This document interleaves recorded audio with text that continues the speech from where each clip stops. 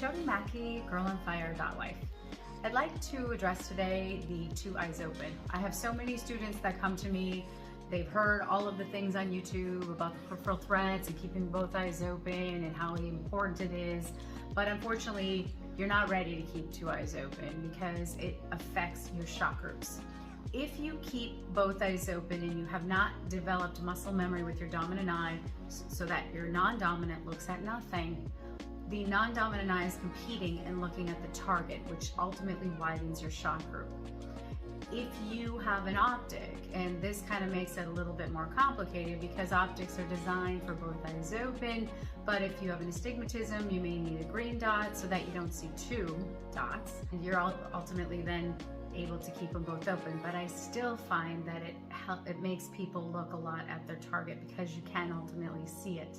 When you are initially training, if you practice consistently with one eye closed or put a patch in or a piece of tape over your glasses or whatever it is to stop your non-dominant eye from seeing the target, that will help you build muscle memory so that you're exclusively looking at the sights without looking at the target, which will immediately start to tighten your shot groups.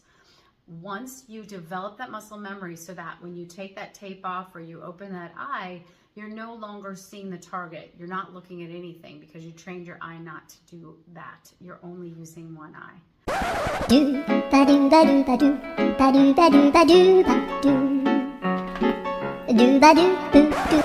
If you have progressive lenses, again, this is a similar issue because your eyes can see the sights on the lower part and the distance in the upper part. So we look at both, sight to the target, sight to the target. Typically, those people have high shots if everything else is perfect.